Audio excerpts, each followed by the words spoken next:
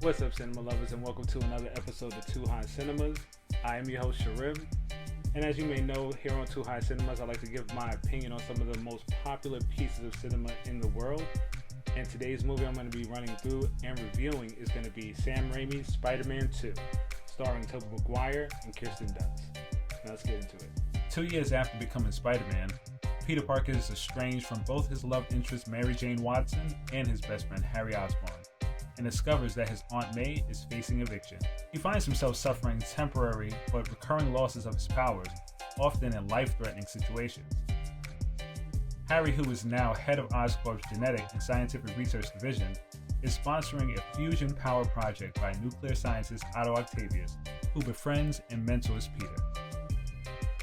While handling hazardous materials, Octavius wears a harness of powerful robotic tentacle arms with artificial intelligence. During a public demonstration that Peter and Harry attend, a power spike causes the fusion reactor to destabilize. Octavius refuses to shut down the reactor, which goes critical, killing his wife and burning the inhibitor chip, blocking the arms from his nervous system. As Spider-Man, Peter manages to shut the experiment down. At a hospital, doctors prepare to surgically remove Octavius' harness. Without the inhibitor chip, the now sentient arms defend themselves by killing the doctors. Octavius takes refuge at a harbor. Now corrupted by the arm's AI, he decides to retry his experiment and robs a bank to fund it. The Daily Bugle dubs the scientist Dr. Octopus. Mary Jane becomes engaged to astronaut John Jameson, the son of Bugle editor J. Jonah Jameson. Peter suffers an emotional breakdown over his inability to balance his life and loses his powers due to the stress. He quits being Spider-Man, returns to his normal life, and unsuccessfully attempts to reconcile with Mary Jane. On that note, don't forget to check out some of our merch options provided by KLB Supply at klbsupply.com. Follow KLB Supply and Too High Cinemas on all social media platforms. Like and subscribe for any updates. And let's get back into it. He also finally confesses to Aunt May the truth about Uncle Ben's death. Aunt May forgives him, but the rise in the city's crime rates worries Peter. Requiring the isotope tritium to fuel his reactor, Octavius visits Harry to demand it. Harry agrees in exchange for Spider-Man, whom he still believes is responsible for his father's death. He tells Octavius to seek Peter, who Harry believes is friends with Spider-Man but tells him to not harm Peter.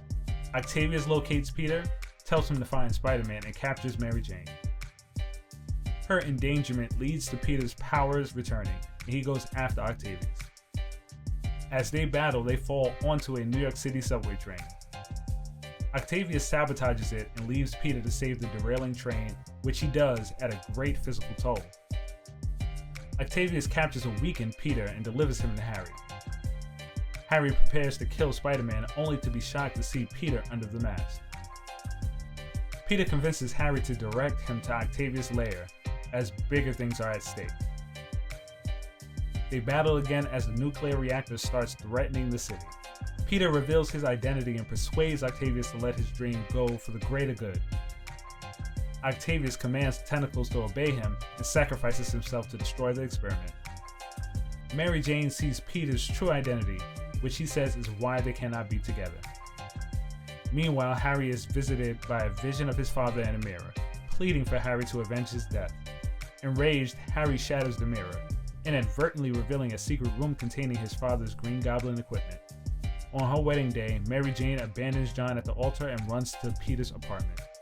After they kiss, they hear police sirens and Mary Jane encourages him to go help as Spider-Man. First reactions to the movie. It was great. I think it was better than the first one. Doc Ock was brought to life. Even some of the cinematography was crazy, like when his wife was dying or she was about to die, and the reflection of her face, her last moments in the glass, was amazing. The fight scene on the train was crazy. Graphics, the fight choreography, I guess, went inside the. Oh wait, where were they originally doing it? Man, it was great. It was like so much to remember. So much went down.